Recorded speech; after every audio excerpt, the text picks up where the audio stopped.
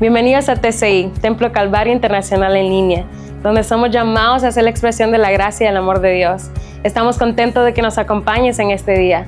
Dios tiene buenos planes para ti y estamos seguros de que su palabra hablará a tu corazón a través del mensaje de hoy.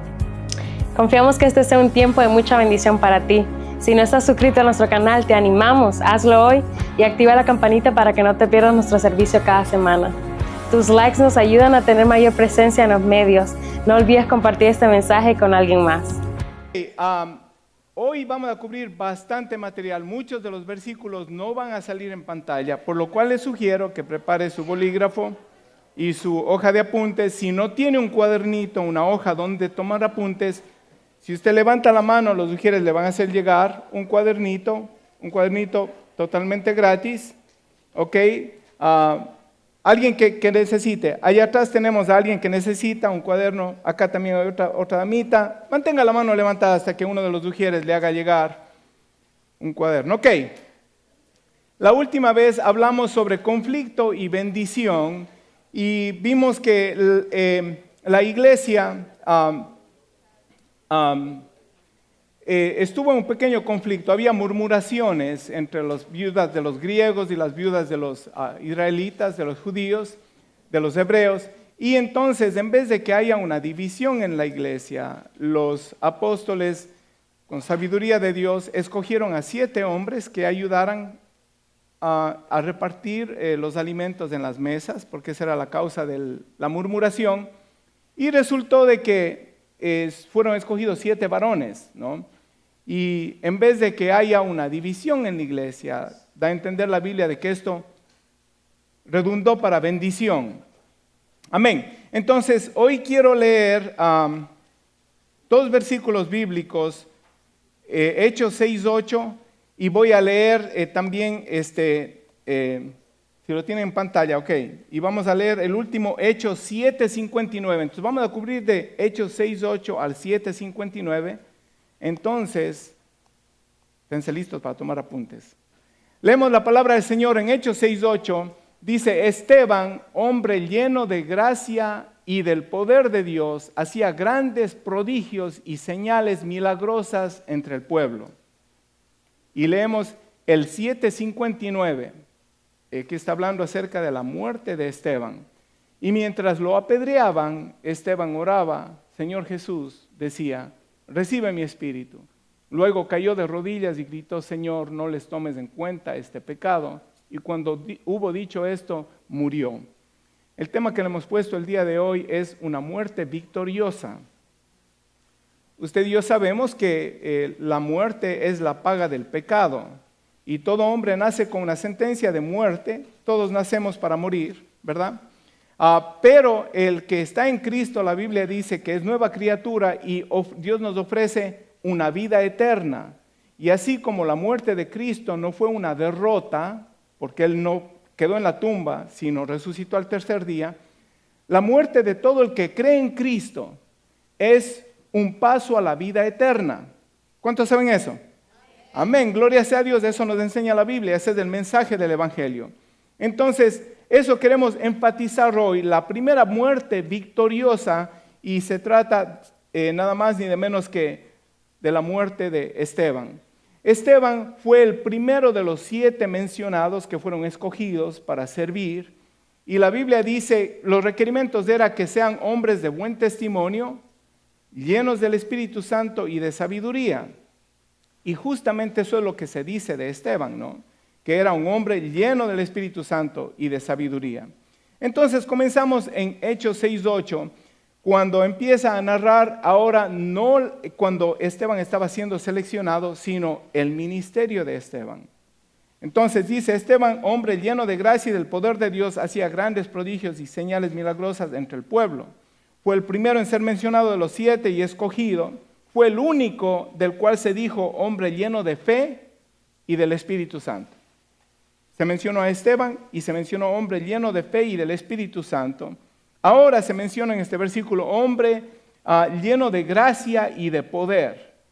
La palabra gracia la hemos definido aquí en otras ocasiones de una manera más concreta de qué es lo que quiere decir, porque muchos dicen gracia es favor inmerecido, y sí, esa es una definición, Pero cuando la Biblia habla de gracia o el don de Dios, la definición la hemos leído aquí en ocasiones anteriores, quiere decir la influencia divina sobre el corazón y su reflejo en la vida.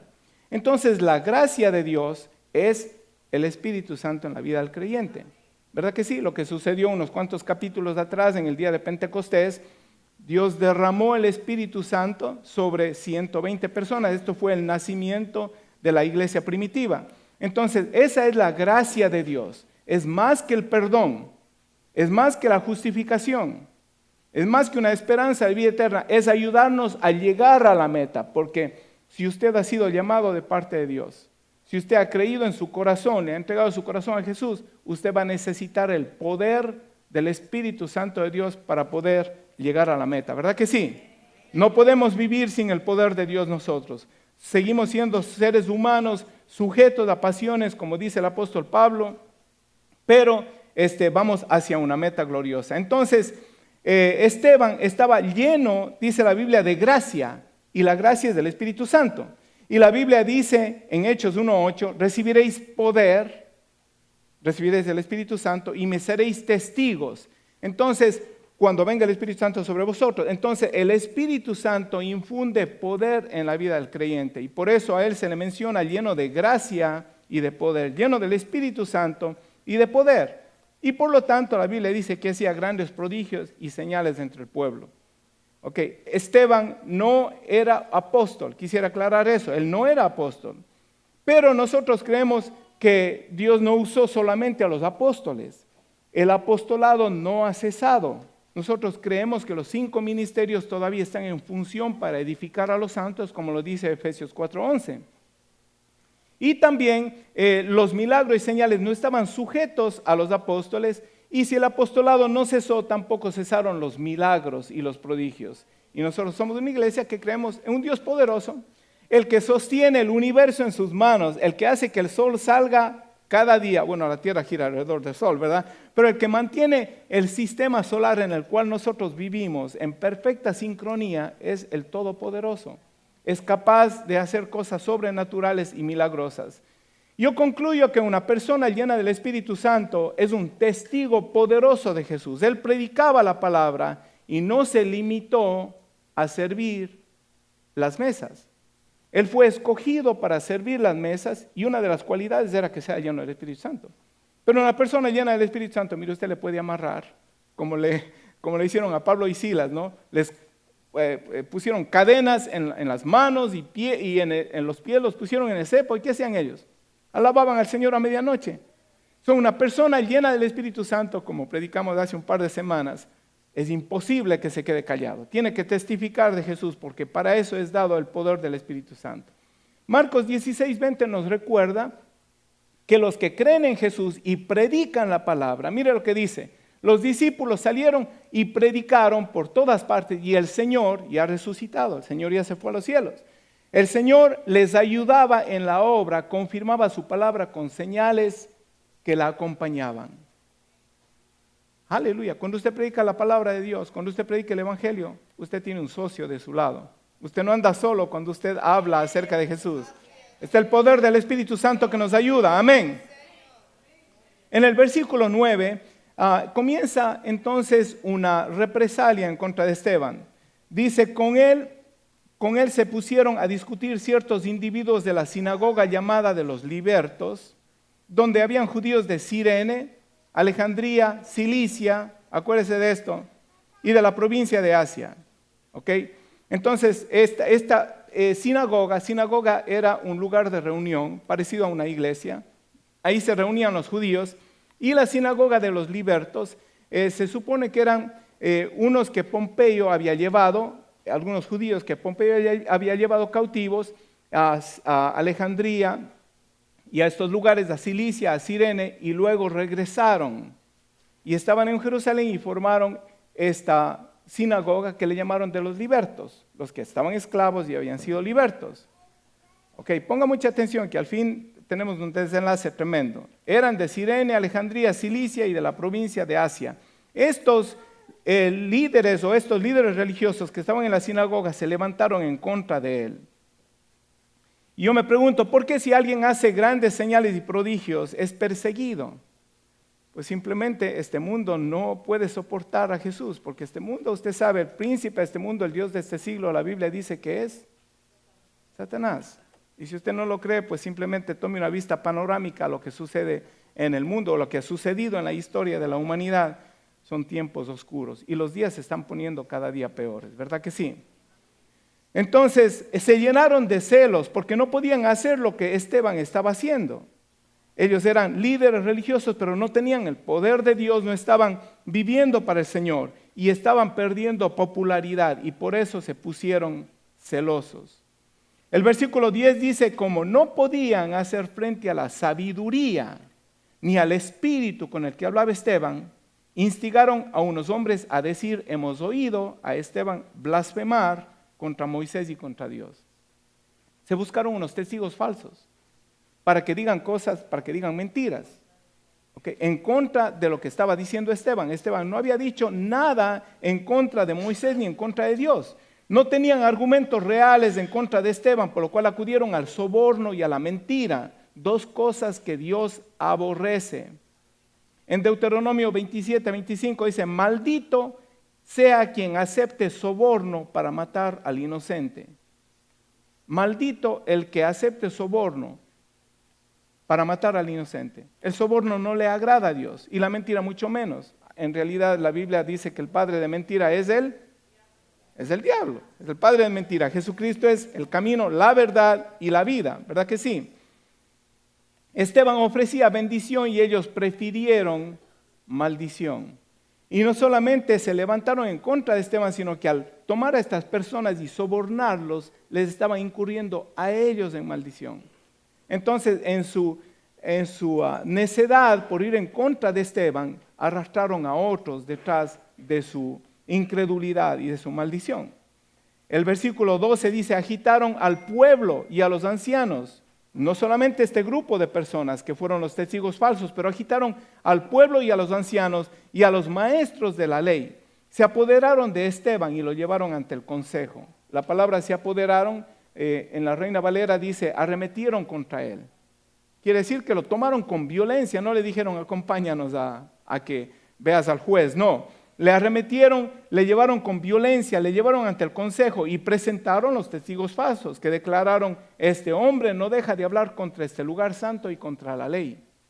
Mentira, era un soborno. Y hay un dicho en inglés que dice, misery likes company, algo así, ¿no? La maldad nunca anda sola. Estos hombres malvados instigaron al resto del pueblo. Estos hombres de la sinagoga de los libertos, y a propósito, yo sospecho que había un líder en la sinagoga de los libertos. Vamos a ver quién fue ese líder más luego, ¿ok? Instigó a todo el pueblo, agitaron a todo el pueblo, los ancianos, los maestros de la ley se apoderaron y presentaron los testigos falsos. Llevaron su frustración y su celo a otro nivel. No eran solo ellos, los testigos falsos, ahora es todo el pueblo, los sacerdotes y a todos los ancianos. Tremendo. El versículo 14 dice, le hemos oído decir que ese Jesús de Nazaret destruirá este lugar y cambiará las tradiciones que nos dejó Moisés. Todos los que estaban sentados en el consejo fijaron la mirada en Esteban y vieron su rostro que parecía como de un ángel.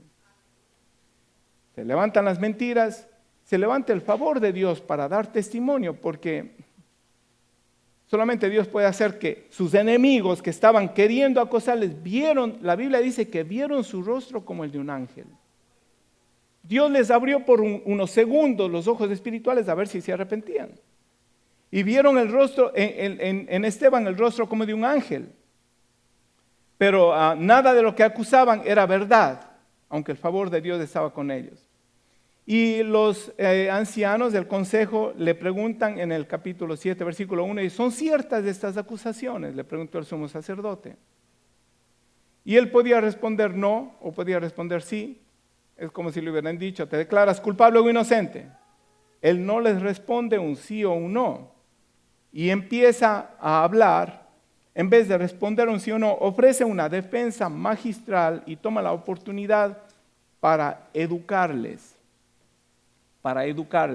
Ofrece un recuento de la historia de Israel y resalta unos puntos importantes. Y esta es la parte que vamos a obviar porque son muchos versículos y yo le voy a resumir.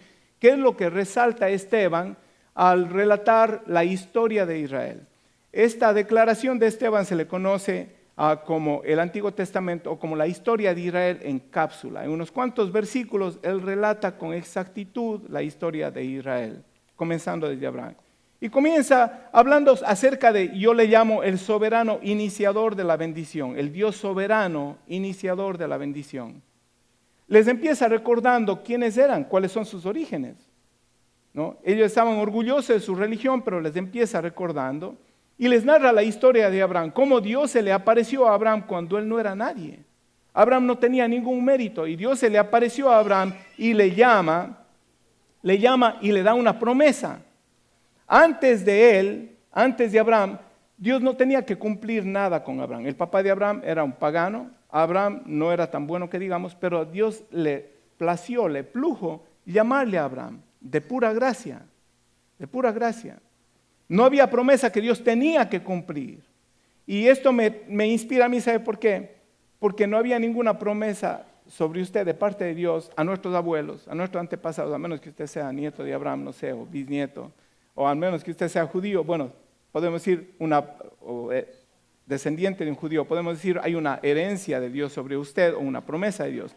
Pero Efesios 12:2 nos dice, recuerden que en ese entonces, hablando a los gentiles, Pablo a la iglesia de Éfeso, dice que ustedes estaban separados de Cristo, excluidos de la ciudadanía de Israel y ajenos a los pactos de la promesa, sin esperanza y sin Dios en este mundo. ¿Cuántos aquí estaban sin esperanza y sin Dios en este mundo? Aleluya. Todo ser humano nace sin esperanza y sin Dios en este mundo. Amén. Incluyendo el pueblo judío. Porque tienen que aceptar al Salvador primero para tener esperanza, ¿verdad que sí? Y ellos rechazaron al Salvador. Lo segundo que veo es que él resalta que Dios es el hacedor de milagros. Dios siempre ha hecho milagros. La creación, su propia vida, cada día de nuestra existencia es un milagro. ¿Sabía usted eso? Seguro que sí. Amén. Entonces, del versículo 6 al 7 del capítulo 7, habla sobre el Dios de lo imposible. Dios le ofrece a Abraham la tierra prometida a él y a su descendencia. Abraham no tenía hijos. Era viejo, tenía 75 años, su esposa era estéril.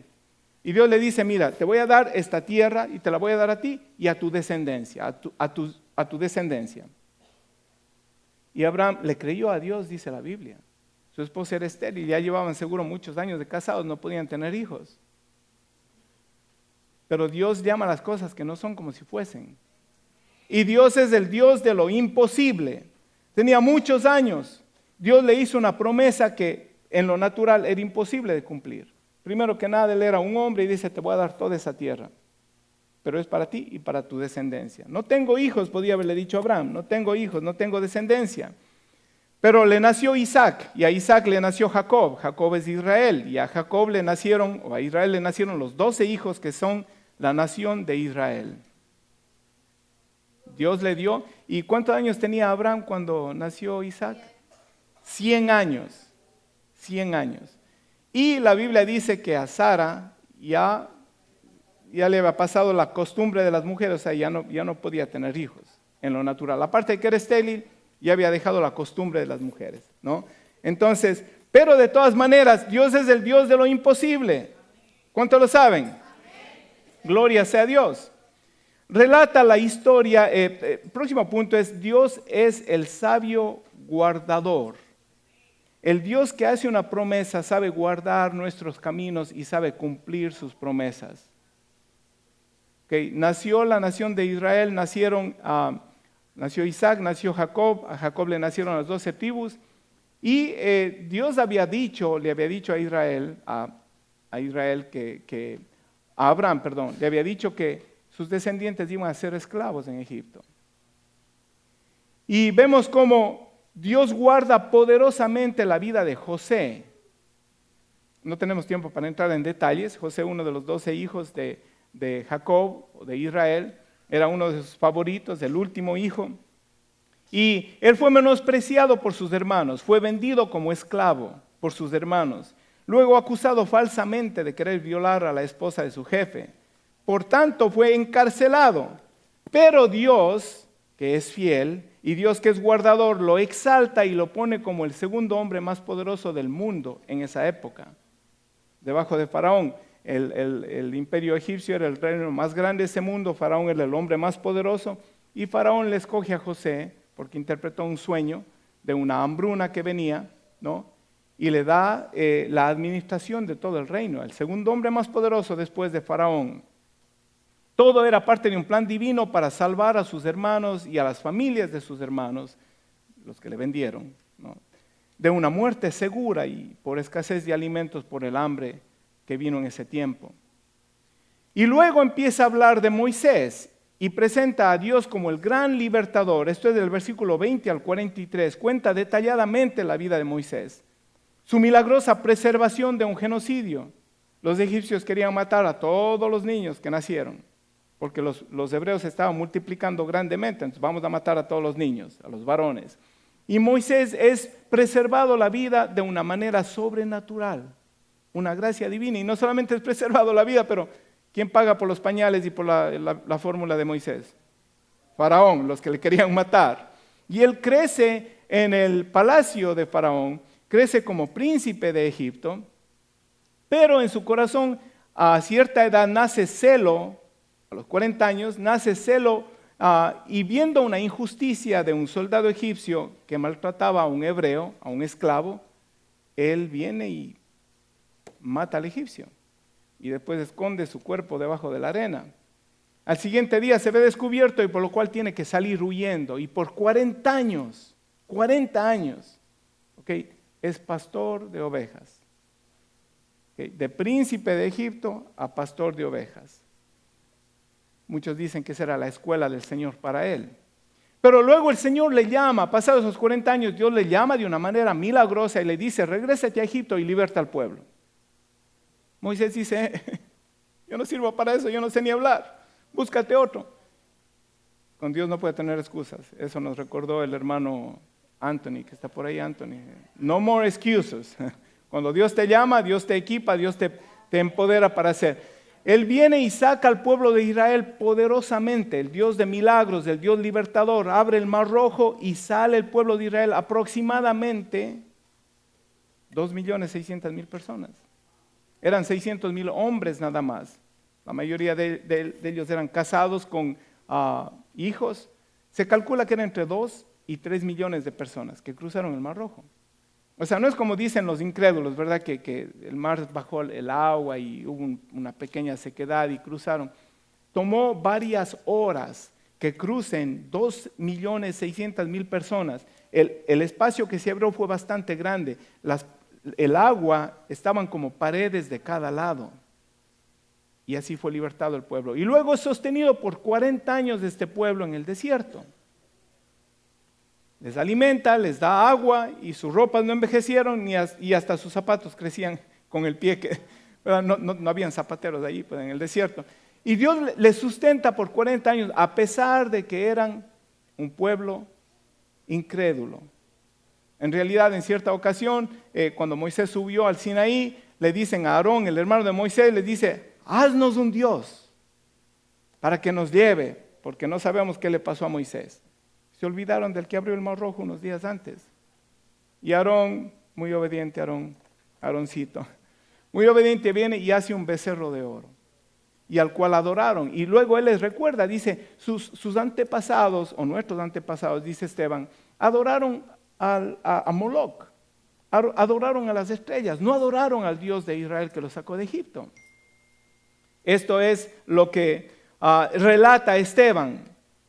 Y también les habla acerca de la rebeldía que Israel tenía bajo el liderazgo de Moisés. Pero él fue el gran libertador. Y luego les recuerda que aunque Salomón edificó un templo para Jehová, él les recuerda la profecía de Isaías 66.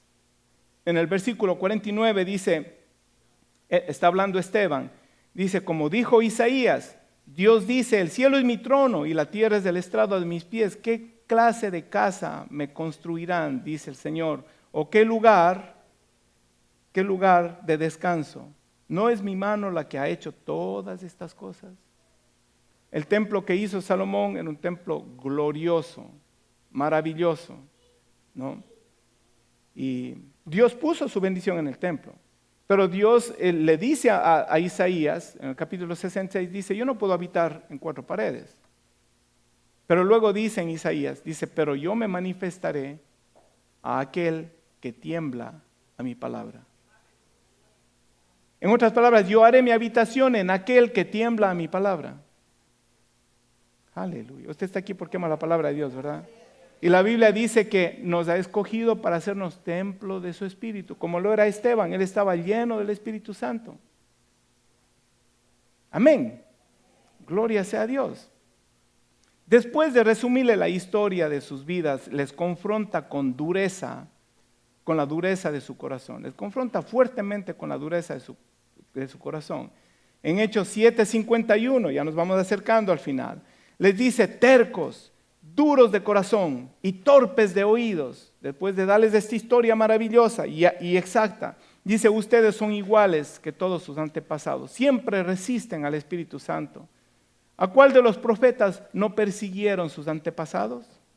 Ellos mataron a los que de antemano anunciaron la venida del justo, y ahora a este lo han traicionado y asesinado. Les dice a ellos, ustedes traicionaron a Jesús y ustedes lo mataron. En la Reina Valera es más específico, dice, a él ustedes entregaron y mataron. Ustedes son los matadores de Jesús. Ustedes que recibieron la ley promulgada por medio de ángeles, no le han obedecido. Al oír esto, rechinaron los dientes, montaron en cólera contra él. Rechinaron los dientes, eso quiere decir que crujían los dientes. Yo no me acuerdo nunca haber crujido los dientes de las iras. Me he jalado los pelos, he dado puños, no, mentira. Pero no sé, me imagino, no sé, lo he visto en películas, pero personalmente yo nunca he crujido los dientes de ira. Mira cuál era la cólera que tenían, estaban sedientos de sangre, querían matarle. Se amontonaron contra él en cólera. Lo próximo que vemos es que Dios muestra una visión celestial. Pero Esteban, lleno del Espíritu Santo, el versículo 55, fijó su mirada en el cielo y vio la gloria de Dios. Y la Nueva Versión Internacional es un poquito diferente a la Reina Valera. Y dice, y a Jesús de pie a la derecha de Dios. La Reina Valera dice, y a Jesús a la diestra de Dios nada más. No dice de pie. Pero la traducción correcta es de la traducción literal, es la Nueva Versión Internacional. Dice, vi a Jesús de pie a la derecha de Dios. Y dijo, veo el cielo abierto, exclamó, y al Hijo del Hombre en pie a la derecha de Dios. Hace falta estar lleno del Espíritu Santo para tener una visión celestial. Hace falta estar con la unción del Espíritu Santo para escuchar a Dios. El día lunes, en la reunión con liderazgo que tuvimos, concluimos de que Dios habla en sueños y en visiones. Y bueno, aquí hemos estado viendo cómo Dios se revela a jovencitas y a personas mayores en sueños y en visiones, ¿verdad que sí? Y concluimos que Dios habla en sueños porque sabe que nosotros andamos tan ocupados durante el día que Dios puede estar gritando y nosotros no le hacemos caso. Estamos con el famoso iPhone o lo que tenga usted con social media y estamos distraídos con tantas cosas del afán de la vida que no sacamos un tiempo para estar en quietud y poder escuchar a Dios. La profecía de Joel acerca del derramamiento del Espíritu Santo y luego en el día de Pentecostés, cuando Pedro cita la profecía de Joel, recuérdese lo que dice, derramaré mi espíritu sobre toda carne y vuestros jóvenes y vuestros ancianos tendrán sueños y verán visiones. Entonces, no todo sueño es de Dios, algunos sueños son de haber comido demasiado, pero hay sueños que Dios revela, hay sueños que Dios da. Y usted debería pedirle, porque está en la Biblia. Usted debería decirle, Señor, háblame háblame. Si no, no te escucho durante el día, háblame a través de sueños mientras duermo. Eso es bíblico, lo dice Job, lo dice también Salmos, que Dios habla. Cuando cae la noche, en los sueños Dios habla. Dios se ha revelado a nuestras vidas y hemos visto la gloria de Dios. Posiblemente no vimos los cielos abiertos como Esteban, pero levante la mano, no, nadie le va a tomar una foto, ¿ok? ¿Cuántos han visto la gloria de Dios? Y si pido que lo describan, van a ver varias versiones diferentes, pero hemos visto la gloria de Dios por fe. Y muchas veces decimos aquí, ¿verdad? Si quiere ver la gloria de Dios, mire al que está a su lado. Es el producto de un milagro glorioso de parte de Dios, que es la salvación de nuestras almas.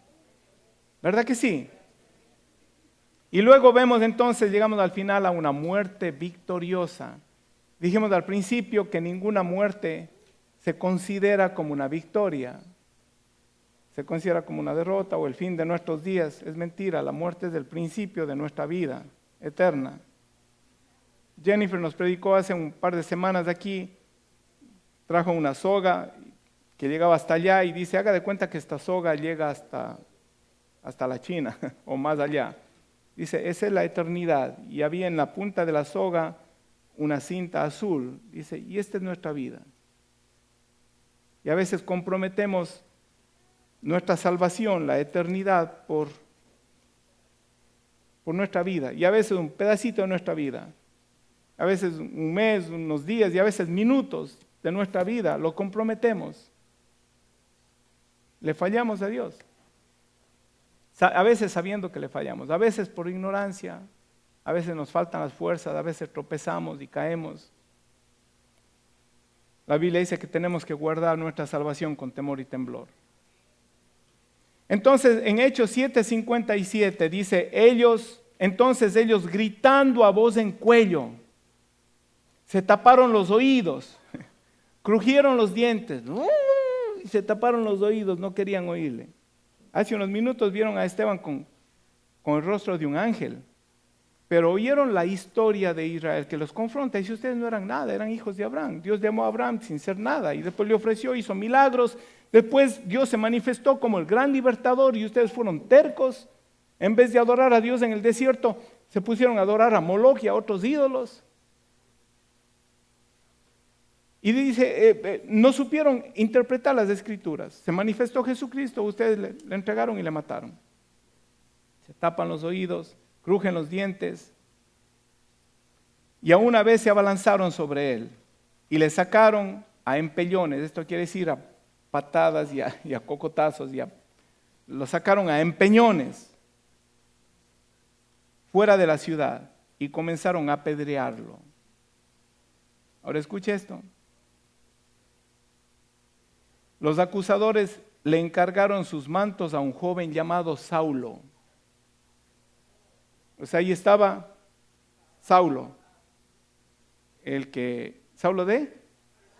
Ok, gracias por hacer esa aclaración. Saulo de Tarso, que era el apóstol Pablo. ¿Y dónde estaba Tarso? Ahí mismo. No, Tarso estaba en Cilicia. Ahora escuche, porque le dije que el desenlace está tremendo. Ok, entonces, ¿por qué los acusadores y los que le apedreaban cogieron la ropa y traen a los pies de Saulo? Yo opino, no lo dice la Biblia, pero puedo concluir que Saulo era el líder, el instigador de la sinagoga de los libertos. Ahora, Saulo nunca fue llevado preso, pero él era de Cilicia. Y hubieron unos esclavos judíos que fueron llevados a Cilicia, que ahora es Turquía, ¿no?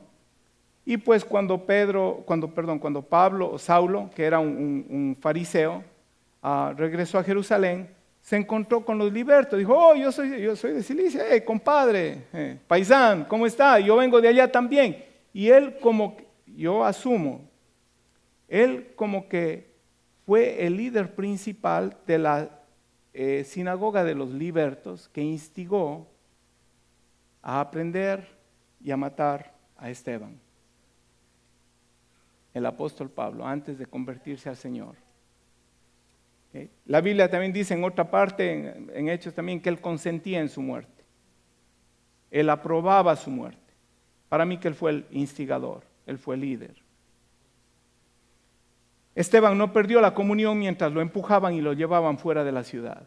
Él dice, veo los cielos abiertos y al Hijo de Dios levantado, puesto en pie. Le cogen, le arrematan, le llevan a patadas y empujones. Una cosa es que le digan que le quieren hacer algo y otra cosa es que le hagan.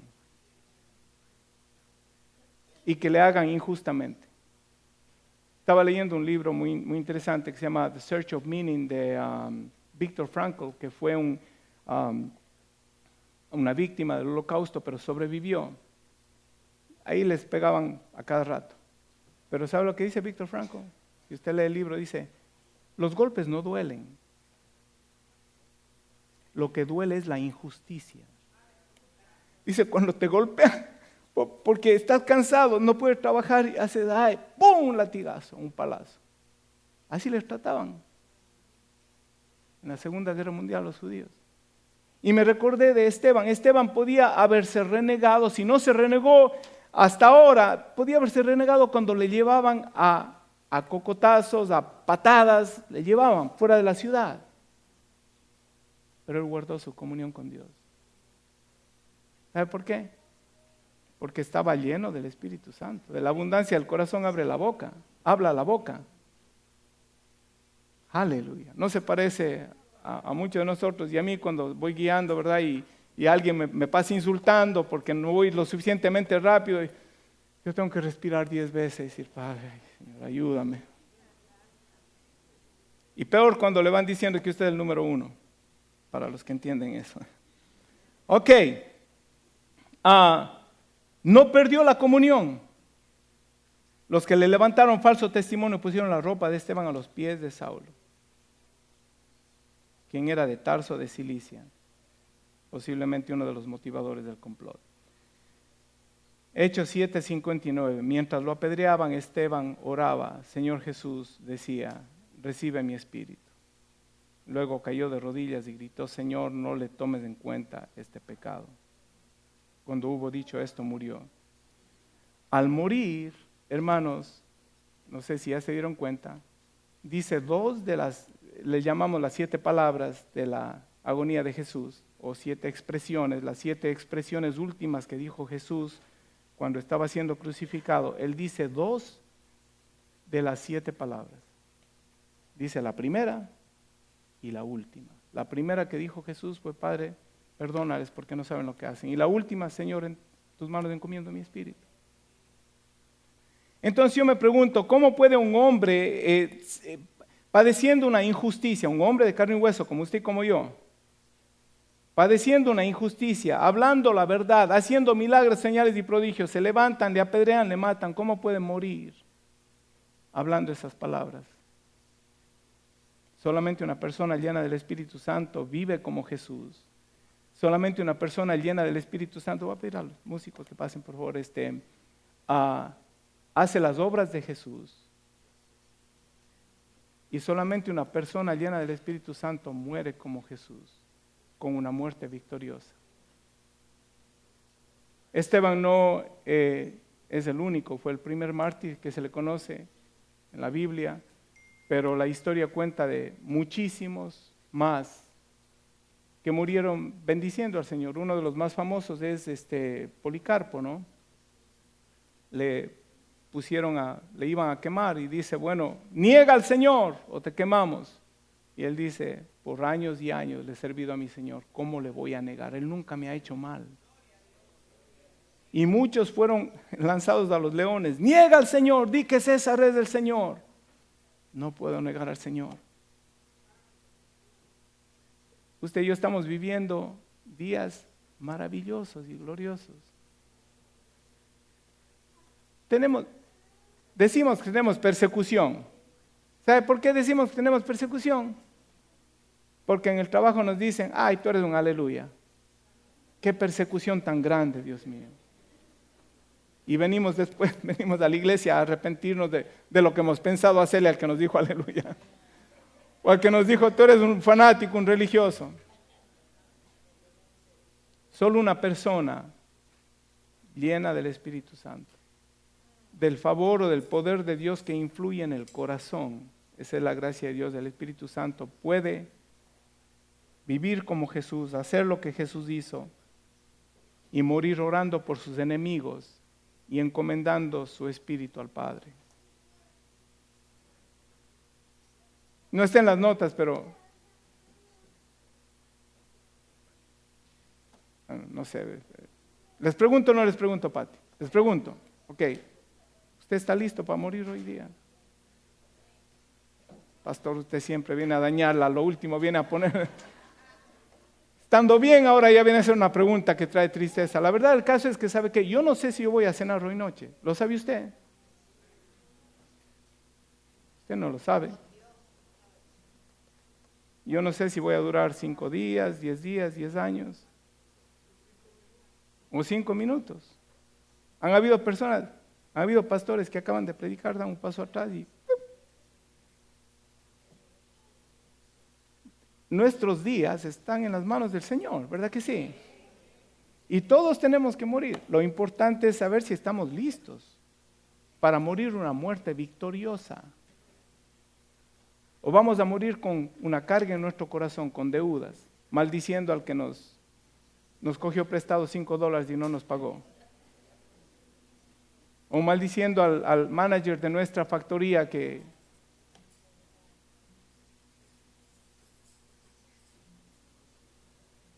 ¿está su corazón listo? ¿Está su corazón lleno del Espíritu Santo? Una de las evidencias es que no puede dejar de hablar de Jesús, ¿verdad?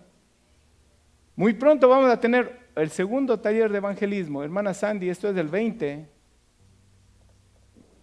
No sé si está aquí. El 20, ¿verdad?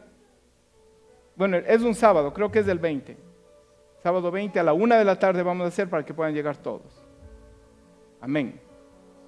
Vamos a tener el segundo taller de evangelismo y tenemos unos planes. Ay. ¿Verdad, hermana Sandy? El 21, gracias, hermana Sandy. Vamos a volver a lo que hacíamos hace unos años. Salir con música al downtown de Patterson, al frente de City Hall, a los parques. Amén. Y vamos a activar, vamos a pedir la colaboración de los jóvenes adultos, niños, danza, drama. ¡Aleluya! Gloria sea a Dios. Y no se preocupe, Saulo de Tarso no anda por aquí. Ni aquí hay sinagoga de los libertos. Pero sí vaya preparado, lleno del poder de Dios. Porque vamos a ser rechazados, vamos a ser mal vistos, menospreciados. Está bien, a Jesús le hicieron lo mismo. Porque no comprenden el gran y maravilloso amor de Dios. Pero hemos sido llamados a eso, a ser testigos de eso, ¿verdad que sí? Último dato interesante, súper interesante. La palabra Esteban o el nombre Esteban quiere decir corona. Y hay 2 palabras que se traducen en el griego como corona. La una es diadema, que se les da, es una corona como fija, que se les da a los reyes, a las princesas, esa se le llama la diadema, o sea, esa es la palabra en griego, es una corona. Pero la otra corona, la corona de laurel, ¿cuántos han oído la corona de laurel? La corona de laurel es una corona que se otorgaba a un atleta cuando ganaba una carrera. ¿Verdad? Gana la carrera, le dan la corona de laurel. ¿Sabe cómo se pronuncia esa corona de laurel en griego? Estéfanos, del cual se deriva el nombre Esteban. Él murió haciendo honor a su nombre. Él terminó la carrera. Él terminó la carrera con gozo, testificando de su Señor. O sea, el que se llamaba corona terminó la carrera y recibió la corona de vida. Esteban recibió Estéfanos, la corona de vida. Ahora, Pablo, escuche esto. Si no escucho nada, escuche esto. 1 minuto más.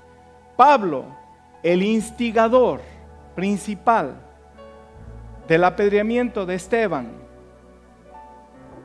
el cual le pusieron la vestimenta de Esteban a sus pies, y él seguramente estaba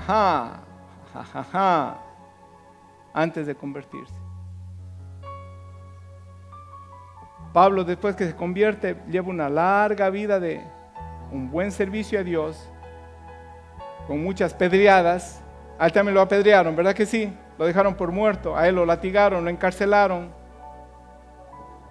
Pero en 2 Timoteo 4:6, Pablo dice lo siguiente: yo por mi parte ya estoy a punto de ser ofrecido como un sacrificio.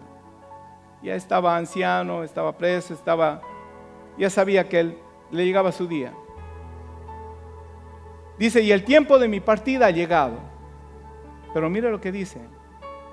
Digo yo, a lo mejor se estaba acordando de Esteban. Dice, he peleado la buena batalla, he terminado la carrera, me he mantenido en la fe, por lo demás me espera Estéfanos, la corona de justicia que el Señor, el juez justo, me otorgará en aquel día. Y no solo a mí, sino también a todos los que con amor hayan esperado su venida. La Biblia dice, el que persevera hasta el fin recibirá la corona de vida. Usted y yo sabemos que este caminar no es de los que comienzan, es de los que terminan. No es de los perfectos que nunca cometen un error, porque usted y yo tropezamos, ¿verdad que sí? Pero la Biblia dice, puestos los ojos en Jesús, el autor y consumador de la fe. Tropezamos, nos caemos, ¿qué hacemos? Levantamos nuestras manos y decimos, Señor, ayúdame. Aleluya. ¿Cuántos saben que usted no puede vivir sin el Señor? Vez tras vez nos levantamos y ponemos nuestra mirada en el Señor. Él es el autor y el consumador de nuestra fe. Él es nuestra meta. Y cuando lleguemos a nuestra meta, cuando hayamos terminado la carrera, nos espera la corona de vida, el Estéfanos de la vida. No sé, muchos dicen que esperan ver en el cielo a este, a aquel, a Moisés, a David, no sé. Yo quiero ver a Jesús. Pero tengo la impresión de que Esteban va a estar por ahí. Y voy a decirle, Esteban, yo también tengo mi Estéfanos. Tú terminaste tu carrera con honor. Tuviste una muerte victoriosa, lleno del Espíritu Santo de Dios, haciendo eco a lo que Jesús dijo en la cruz del Calvario: Padre, perdónanos. Diciendo, Señor, en tus manos me encomiendo. He llegado.